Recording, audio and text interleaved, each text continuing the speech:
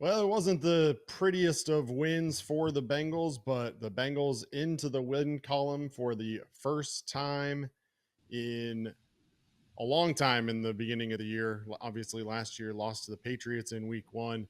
Zach Taylor picks up his second career win in either of the first 2 weeks. Uh, Reed, I think singular is on you. Um, but look, Mike, I at the end of the day, like Reed said at the pregame show, all you got to do is get into the win column, and that's what the Bengals did. And I have no doubt that this offense will improve throughout the course of this season. But at this point, you know, I think you have to take what you get and take the win. Oh, absolutely. The I think I predicted, I put it in the chat 17-16 Bengals beforehand. So I was fully expecting a sloppy game like this. I was expecting there to be something crazy that happens that would, and I would say their kicker missing two kicks and our defense getting two picks falls in the category of crazy because it was a hard fought game, and to be honest, it often is against the Browns, especially early in the year, with their great defensive line and defensive secondary. So I'm just thrilled with the win. Getting a win, and I think Reed brought it up. No one is going to look back on this game and be like, "Oh man, I can't believe they only won, by 1 point against the Browns." No, it's like another win on our way put, and that's how we remember it. I know it's only by 1 point, and did we get a little fortunate there? Probably, but I don't care. We beat all my Cleveland fans that are around me in Columbus can be quiet until we play them again, because it's one of those where I censored myself for this kid show, but the idea is just getting that win, getting a 1-0 on the board is just a huge sigh of relief. It's like a weight lifted off of your shoulders, and I don't care how dirty it was. A win's a win. A win is a win. Let's talk about how we got there. Bengals, they start off the game with a 12 play, 68-yard drive, capped off by a 5-yard Chase Brown touchdown run. It was a beautiful one. Started to the right, nothing was there. Cut back to the left and in for the touchdown. But the Browns, not to be outdone, they bounce back with a 16 play, 67-yard, nearly 10-minute touchdown drive of their own, capped off by a 1-yard touchdown run by Sanders. The teams exchanged a couple punts, and then Bengals got back on the board with a touchdown late in the first half. It was an 8-play, 54-yard drive, capped off by a Joe Burrow to Noah Fant touchdown pass for 1 yard. The Browns got a field goal to make it 14-10 before the end of the half, and then came out in the second half and ran a 13-play, 69-yard, 7-minute and 40-second drive. That one capped off with a Cedric Tillman 5-yard touchdown catch. Bengals punted it away, but then on the second play of the Browns' next drive, Joe Flacco threw it over the middle for Jerry Jeudy, and it was bobbled and picked off by Jordan Battle at the 36. The Bengals take over there to set for a field goal. After the offenses stutter a little bit, the Browns missed a field goal in the fourth quarter that would have given them the lead at that time at 17-19, but instead the young kicker for the Browns, Schmidt, misses right, and the score stays 17-16, and that was where you would get your final. The Bengals cap it off with a interception with just 2 minutes to go. That one intercepted by DJ Turner to cap it off. Bengals win 17-16. Joe Burrow, 14 of 23 in this one for only 113 yards and the one touchdown. Chase Brown, heavy workhorse in the first half, but not as much in the second. He finishes 21 carries, 43 yards, and a touchdown. Also had 2 catches out of the backfield for 8 yards. Not a whole lot out of the wide receivers in this one. 2 catches for 26 for Jamar Chase, and T. Higgins 3 for 33 yards. Noah Fant, the kind of surprise showing for the day, 4 catches, 26 yards, and a touchdown. Demetrius Knight led the way on the defense, 10 total tackles, 8 of them solo. Jordan Battle, 12 total tackles, 5 of them solo. Logan Wilson was checked out for a concussion, but was brought back into the game. So, Mike, look, I said it at the beginning. Um, Not necessarily the way you want to get there, and certainly didn't look pretty all the way, but nonetheless, a win is a win. Yeah, and I think that's how these games against Cleveland are always kind of going to go, just because it seems like Cleveland, the way that they're built, is to built to give Bengals teams like they're going to get blown out in games this year, but I think they're always going to be able to play the Bengals close because of just their strength being that defensive line that's going to be able to get after the quarterback, and then being able to have the corners that were able to be matched up against our number one and number two pretty much all day today. Part of that was not having to cover for that long because you're getting pressure, but still, the way the Browns are built is something that is a really bad matchup for the Bengals. So it's not surprising to me. Do I think we're going to look back on this and think, man, it's crazy because of the 2 seasons that we end up having? Yeah, I think so. I think the Browns are going to challenge for the first overall pick, and I think the Bengals are going to, make some noise in the playoffs. But just because of how these things are set up, to me, that was why I was feeling nervous about today, because it was just like, it just is a bad matchup. I think they match up against other teams with not as dominant defensive lines a little bit better, at least offensively. So I think we're fortunate that the Browns gave us some with that drop 4th down turnover on downs was a big turning point. Plus mixed extra point and a missed field goal and 2 interceptions. Like, you're not going to get that sort of gift from offenses every week.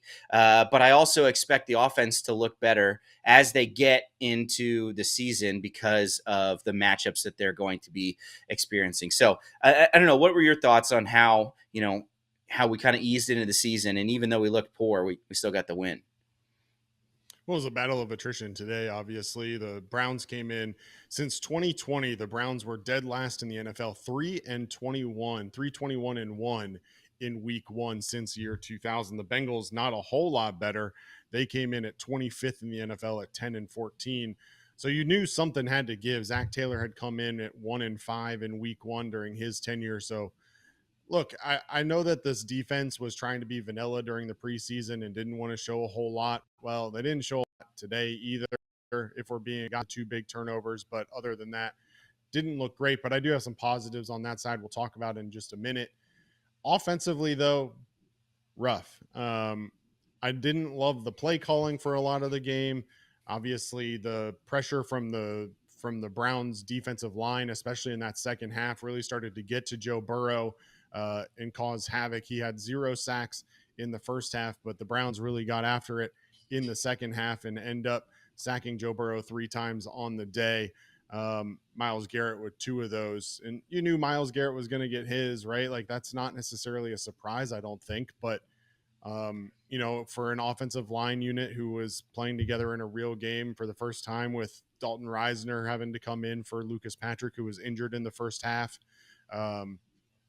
Joe T and Jamar still working out kinks, and you're going up against a defense who I know last year wasn't, year prior was pretty dang good, and to be the highlight of this Browns unit for this year. And so, no, I'm not thrilled with the way it went down. I thought this was a team that you could have and should have beat pretty handily, but I think at the end of the day, you're in the win column. And after the way the last 6 years have gone, I think you have to take that at this point. And at the end of the day, you take it and you try and build some momentum off of it. It may be a slow start, but it's still a better start than what you got last year. And if you can parlay that into a win next week over the Jaguars, then you can really start to get going and really see what this team is all about as the season progresses. So, look, I think that a lot of people are going to point to the stats, and rightfully so. Joe Flacco at 40 years old, throwing the ball 45 times. He was 31 of 45 for 290 yards and a touchdown, but he did have those 2 interceptions. This Bengals team, previously under Lou Anarumo, was a bend but don't break kind of. I don't know if that's their plan this year or not, but it certainly felt like Al Golden was trusting his guys a lot more, a lot of man coverage. It looked like. I don't know what you thought about the defense in this one outside of the big two turnovers, which we'll talk about specifically, but just your general thoughts on the defense today against the Browns. Yeah, it kind of felt safe. Like, and safe, I mean, is like not, we're desperately trying not to allow the deep play because it just seemed like they had, 3rd and 6, 3rd and 7, they had that conversion all day long. Like the drop fourth down catch by Jerry Judy, they went back to that exact same play for a big third down conversion, and he was wide open there again. So there was Cam Taylor Britt caught flat footed on that out route as well by Judy. So it seemed like they were just kind of playing, to not give up this huge play, which obviously burned us last year, but it didn't inspire a lot when it came to what they were able to show, especially in the secondary, in my opinion. Obviously, 2 picks, that's great. Both on tip balls, I think. So obviously, anytime you can get an interception, that's good. But it's not like they were, reading and getting in the way to get this pick or something like that. It was just kind of, I think both of them were off the receiver and then led to an interception, which we'll take. It seemed like we weren't getting any of those last year, so I'll take that where we can get it. But it's one of those things where, you know I guess if this is the the way that they choose to play it, I think there's going to be a lot of maybe yard pickups that are going to then lead to hopefully being able to bow up in the red zone. And we saw in times that they were able to do that, obviously leading to the field goal that they missed, but then the other previous field goal. And they I think they were able to punch it in on fourth down, but with the ball right inside in right near the goal line, they were able to make a couple pretty good stops right there to prevent them from scoring. So it wasn't a total loss, but it was something that it really I didn't feel inspired that this defense was changed. This defense is turning over that big of a new leaf. However, I did feel that if we can get this offense clicking, that this defense maybe has the makings of being good enough for playoff run Bengals. Maybe I think what we said, they need to be somewhere between 20 and 15th ranked probably in order to be something that's a team that's willing to or able to make any noise in the playoffs. And I think that there were the makings of that. Now, obviously, Logan Wilson being out, we're treated to Barrett Carter and Oren Burks is not. I don't love that, especially how Logan Wilson was playing. He did come back in, so that was good. But there's we're gonna need growth still here on this defense, and frankly, we're going to need health because it seems like the depth is all kind of what we've been worried about anyway. Yeah, Zach Taylor in his post-game press conference said the defense rose up. The turnover battle is the key stat for week 1. It's never simple versus the Browns. Forget about the stats and the score, make some corrections and move forward. Bengals definitely felt like they made some big plays in this one. Obviously, frustration is warranted around the long elongated drives that the Browns were able to put together. But when it mattered most, the Bengals were able to step up and get 2 turnovers and make a couple big stops that, again, didn't feel like it was something that they had been able to do in years previous. But the Browns did kind of shoot themselves in the foot a couple times. Obviously, the 2 missed field goals. They also turned the ball over on downs early in the fourth quarter on back-to-back drops from Harold Fannin Jr. and Jerry Judy. So, no, you don't love to sit here and say, okay, well, they gave up all those yards to the Browns and,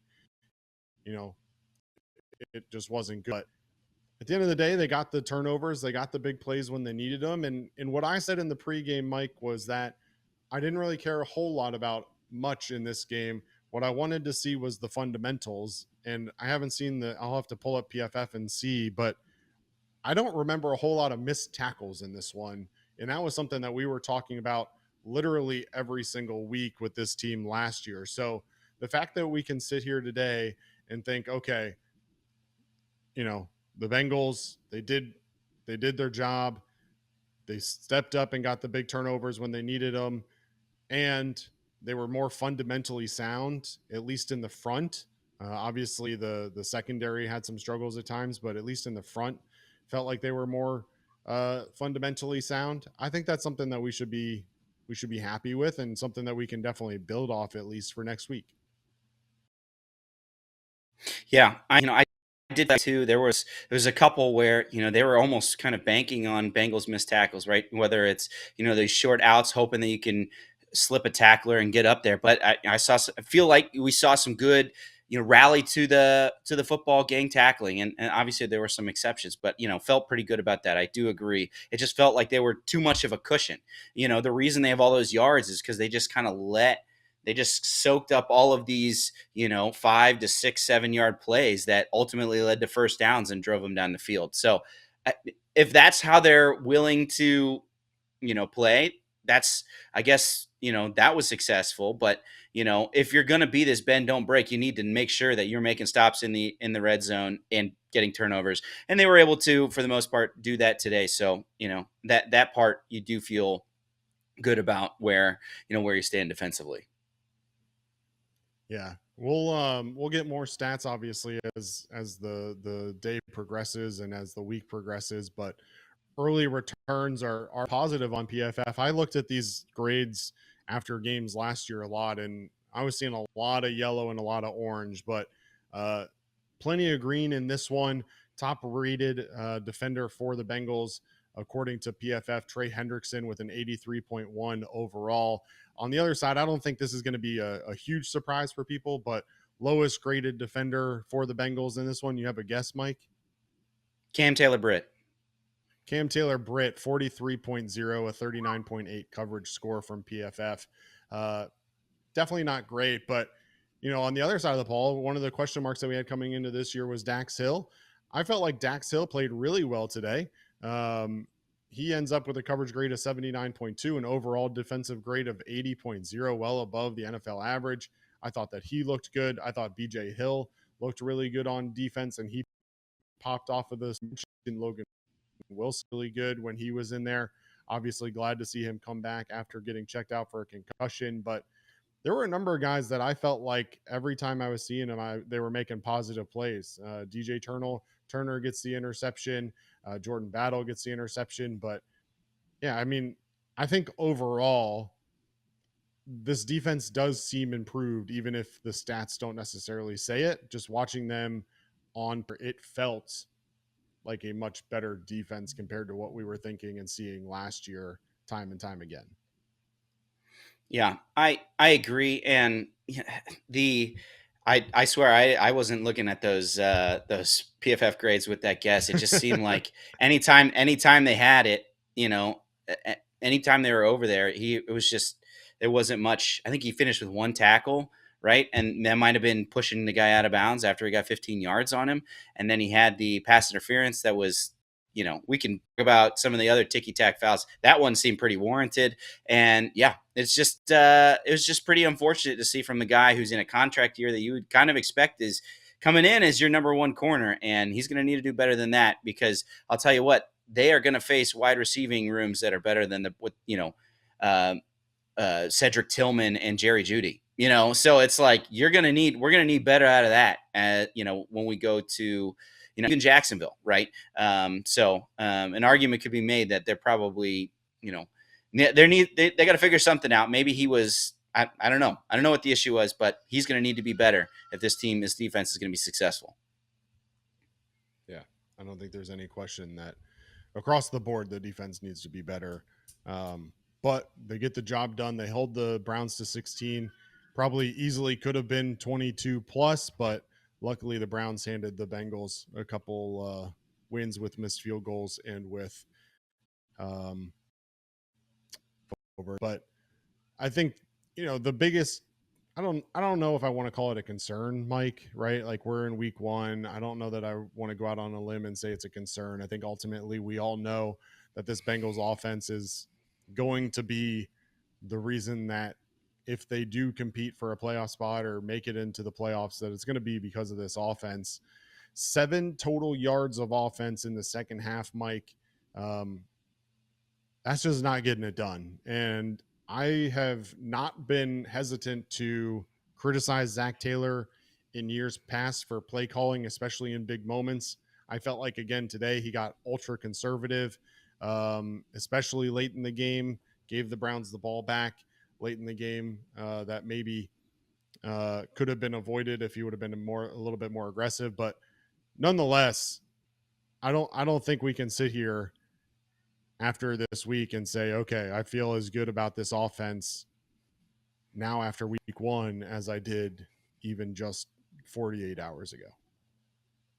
Yeah, I feel like I can feel better about Joe Burrow, right? I feel like, yes, he didn't have very many yards, but he didn't throw an interception. I know he'd been kind of turnover prone in these first couple weeks in years past, so you feel a little bit okay about that. But man, I just was baffled by just the third quarter. We just decided to not run the ball. It's like we'd seen all of this success, and I know I think we had 2 run attempts in the third quarter. And I know because of the way the Browns played, I think we only had 2 drives in the third quarter. But still, like this, we saw in the first drive, we saw how we were able to draw up different things to let Chase Brown be effective there, and we just kind of went away from that. And then we saw that rear its ugly head when, they're able to pin their ears back and come and get to Joe Burrow as we got to obvious passing situations because we weren't able to run. It was, I'm with you. The play calling, and then obviously we ran the ball in the fourth quarter when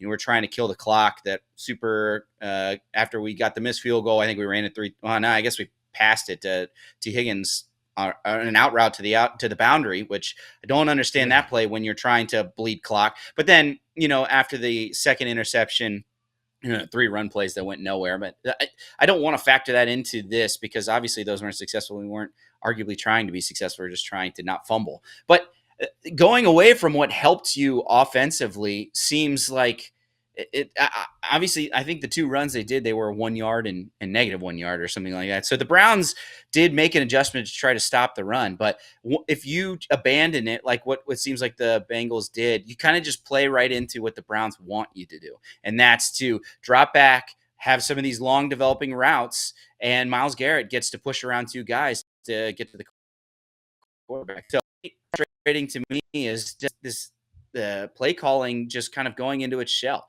And, we've seen that in the past. Is it bad that, obviously that I almost wanted the guy Schmidt to make that field goal. This sounds ridiculous now because he missed and the Bengals still won. But I almost wanted the Browns kicker to make the field goal so that the Bengals offense could just all of a sudden say, okay, we're not trying to be conservative anymore. We can take the reins off and go and have a regular drive.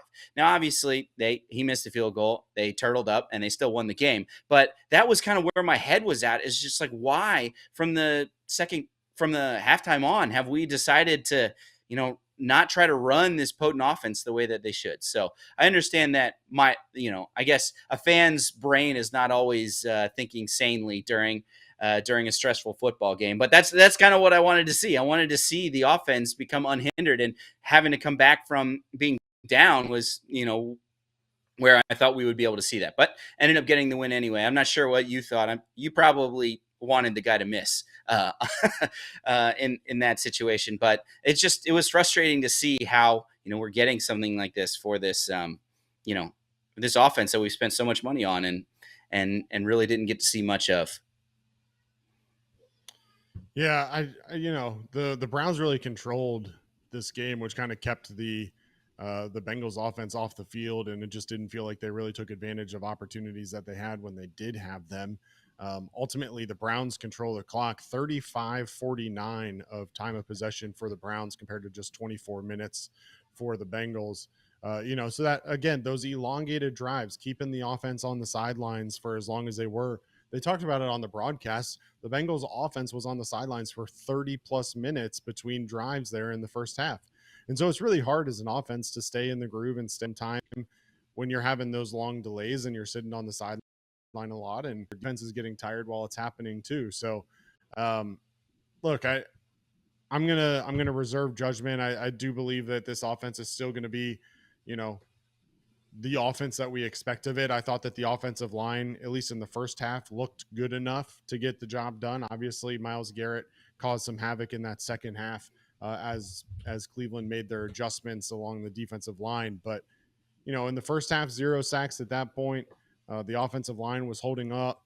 Chase Brown was hitting holes and was running for big gains. So Um, I think that the pieces are there, Mike, and unfortunate that this is the storyline every year that we start slow, but at least this year it's a slow start with a win instead of a slow start with a loss. Yeah, completely agree. Getting away, 1-0. I feel like, yeah, we're gonna obviously nip that we see because that's how our brains work. But 1-0 against a division rival, getting that divisional win is you can't. Overall, you're still very excited about that, no matter how sloppy it is. Yeah. Final thoughts on today's game, Mike? Other things that you wanted to talk about? Can we talk about that great Ryan Rico punt? Uh, it was something Which one? I All know. three of his punts were terrible today.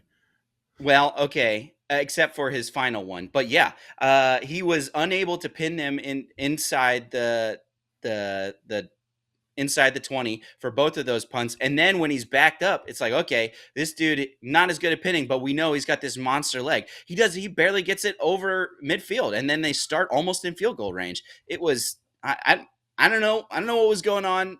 We didn't have a punter come in, and to be honest, I didn't have too much of a problem with him last year, but Summer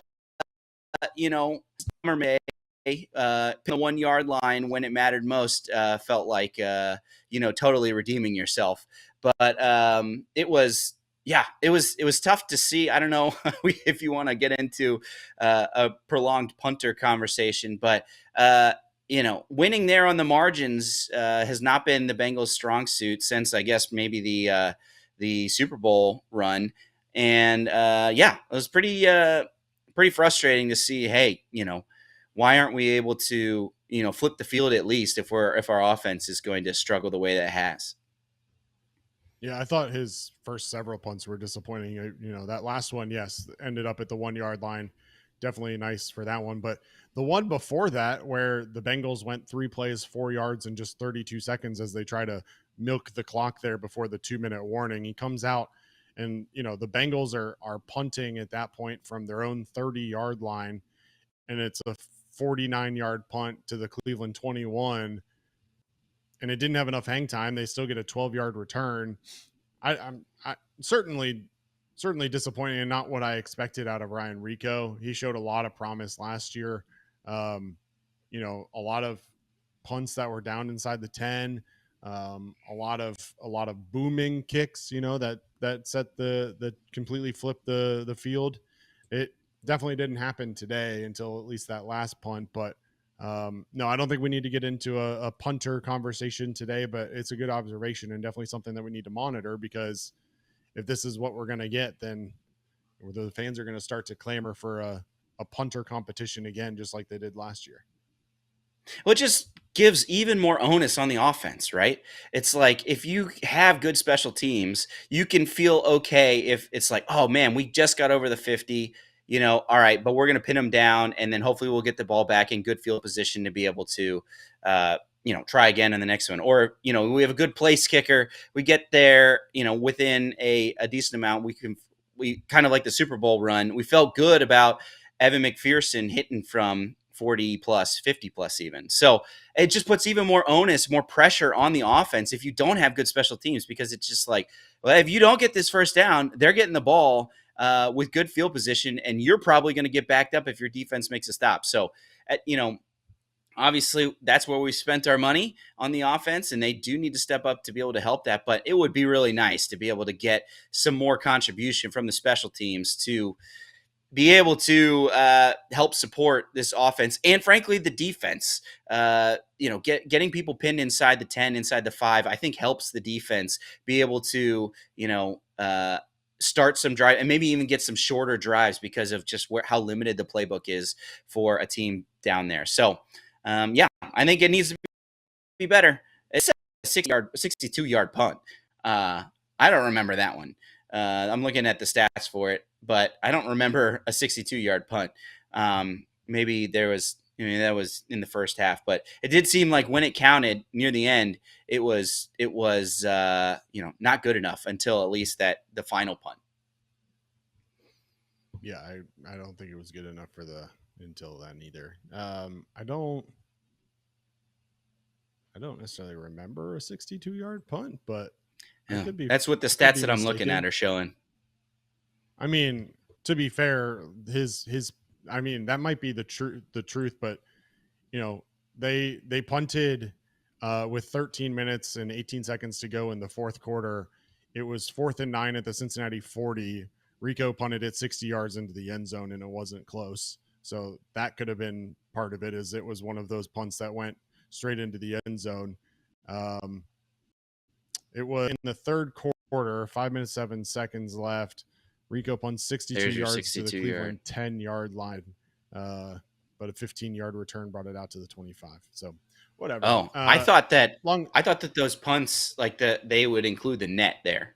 Like, hey, you go into the end zone, you lose 20 yards on that punt because of where that net's out. Right. Yeah, I thought that would include that. Maybe I'm just looking at. I need better stats to be looking at. Yeah. His average was 52.7 with the longest 62, but I don't have his net punting numbers in front of me yet. But yeah, to your point, I don't think the net was necessarily great. Net of 45.8. So yeah, not good enough. Well, let's take a quick look around the NFL as the early window is wrapping up for most, and the window is starting. Obviously, a ending in Atlanta. Saw many people in the chat mentioning that one. Mecca Buka gets a touchdown with a minute left to give the Buccaneers the 23-20 lead. The Falcons able to drive down, but Younghoe Koo's kick is wide right. Buccaneers win 23-20. Baker Mayfield on this one was 17 of 32 for just 167 yards. Buka, 4 catches for 67 yards and 2 touchdowns. On the other side, Michael Penix Jr., promising second-year quarterback, 27 of 42, 298 yards and a touchdown. Elsewhere around the league, I should go to the finals. The Dolphins, just an absolutely brutal opener for the Miami Dolphins this year. Tua, 43, 114 yards, a touchdown, 2 interceptions, plus a lost fumble for Tua, 3 turnovers. Daniel Jones on the other side, 22 of 29, 272 yards and a touchdown. Jonathan Taylor rushed for 71. Daniel Jones also punched it in twice on rushing touchdowns. Michael Pittman, 6 catches, 80 yards. Tyler Warren, the rookie tight end, 7 catches, 76 yards for the Colts in this one. The Raiders, they go to New England and they defeat the Patriots 20-13. Ashton Genty, 19 carries, only 2 per pop, 38 did get in the end zone. Trevion Henderson, 5 carries for 27 yards. Ramondre Stevenson, 7 for 15. Keyshawn Boutte led the way, 6 catches, 103 yards. Trevion Henderson also caught 6 out of the backfield for 24 yards. For the Raiders in the winning effort, Geno Smith, 24 of 34, 362 yards and a touchdown. Brock Bowers, not surprisingly, led the way, 103 yards. Jacoby Myers, 97 yards. Trey Tucker with the touchdown for the Raiders. The Cardinals defeat the Saints 20-13. Spencer Rattler, 214 yards in that one. The Steelers, they come away with the victory over the New York Jets, 34-32. Aaron Rodgers gets his revenge after the Jets cut him this offseason. Man, what a game there it was in the Meadowlands. Unbelievable game, unbelievable ending. Pittsburgh gets a field goal with 1:03 left, a 60-yarder from Chris Boswell to win that one for the Steelers. Aaron Rodgers, 244 yards and 4 touchdowns in that one. Not a whole lot on the ground for the Steelers. 20 carries, 53 yards for the Steelers as they win 34-32. And then the Commanders, they defeat the Giants, not necessarily surprisingly there. 21-6 is your final in DC. Jaden Daniels, 233 yards passing, along with 68 yards on the ground.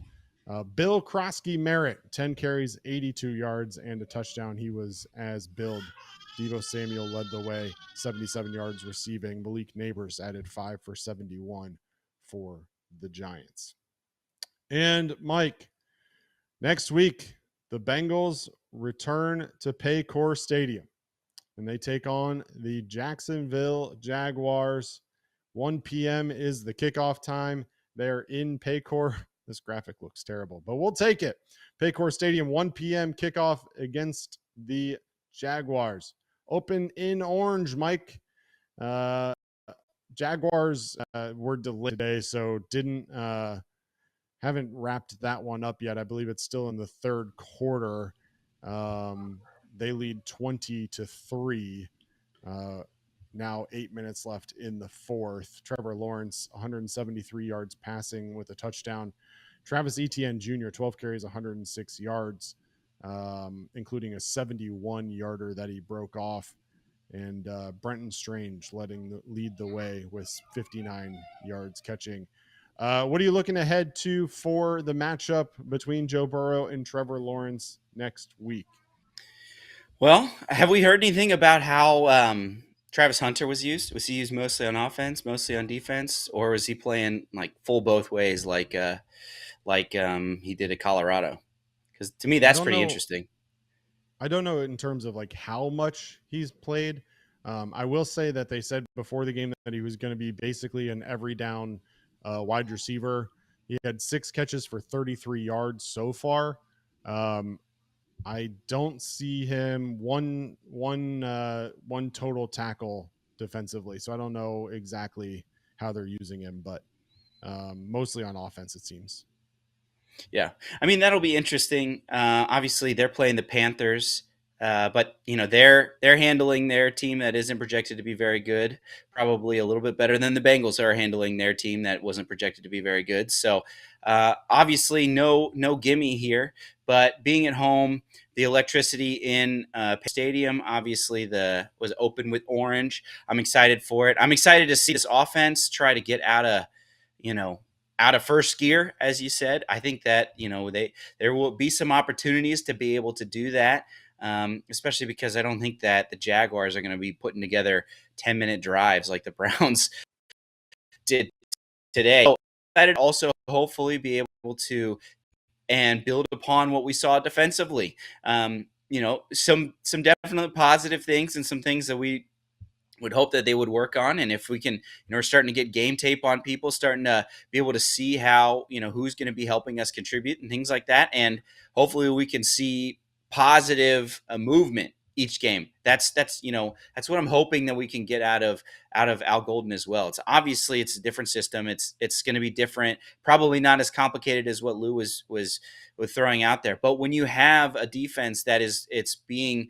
held together by young guys, by people that are on their first contract that you've drafted, you need to be coaching. You need to be able to see growth. And that's what I hope that we can see things, that weren't there week one, that we'll be able to start seeing, hey, that's new, or, hey, that's great to see. That's good improvement. Things like that hopefully we'll be able to see within this defense. So that's kind of what I'm looking for. Obviously we love to go 2-0.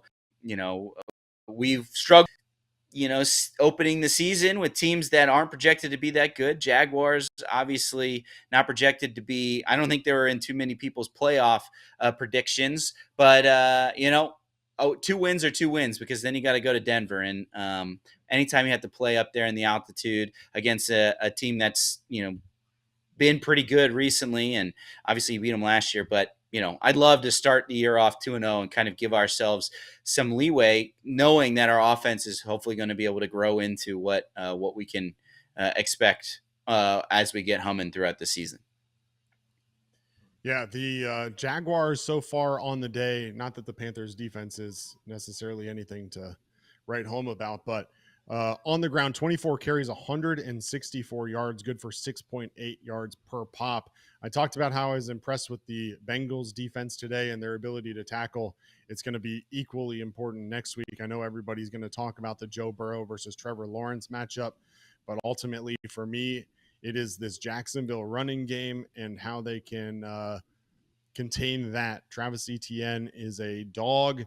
Basil Tootin didn't get a whole lot of opportunities today, but he's expected to be a contributor. And then obviously Tank Bigsby is exactly that. He's a tank. So a big matchup for this defense again next week. An opportunity to show that maybe this week, at least in the secondary, was a little bit of a fluke, but that the tackling is in fact that much improved compared to last year. So any final thoughts about today or next week against the Jaguars, Mike? No, I don't think so. We got a couple super chats if you want to go ahead We and did pull get some those super up. chats. We appreciate the people that are contributing that way to this team, to this stream. Man, the biggest stream too, huge. The number of viewers, we're at 29,000 already, which is wild. That's crazy. We're also, up over 230 likes. So if you're in here as you turn us out at the end, make sure you leave a like. That helps us too, and just like letting this show get in front of more people. So just couldn't be more thankful to you all in the chat, you all that came in and tuned in to watch, because that's really cool to see. 29,000 views is nothing to scoff at. Yep. Blackmore with a 21-month membership chat said, let's effing go. Read in the Cincy Bengals. Appreciate your support, Blackmore. As always, A Midwest gave us a little banana for $1.49. Appreciate that. And I think then it's for Cooper Reed, Westwood. It was for Reed, yeah. Yeah. For since he hadn't eaten anything. And then Cooper Westwood, $5 super chat. I bet one of my coworkers $25 on this game, and like it's dirty money. Like I don't deserve this money, so here's $5 of it. I mean that's valid. I mean the Browns kind of handed this game to the Bengals, so we appreciate you handing that $5 over our way too, and appreciate you tuning in along the way. So. Look, Chatterbox Bengals will be live every single Sunday or whatever day the Bengals play to take you through the matchup. We'll be live 30 minutes before kickoff every single week. Reed will take you through the live action with play-by-play and live reaction. And then whether it's Mike, myself, Stone Shields, or others, will be there for halftime, postgame, and pregame. So we hope you'll join us every single week. Like Mike said, the viewership this week for week one is awesome, and we truly do appreciate it as we near 30,000 total views. It's been awesome. Really do appreciate it. But look, make sure you tune back in tonight, 9 p.m. Eastern. Nick Kirby and Trey Fowler will be breaking down a Reds victory over the New York Mets. They win earlier today, 3-2. Your final. Hunter Green shoved 7 innings, 1 hit, baseball. So make sure you tune in and support Nick and Trace later tonight as well. So for Mike Hart and for Reed Mouse, this has been Chatterbox Bengals. I'm Craig Sandlin. We will see you next time. Hoo day.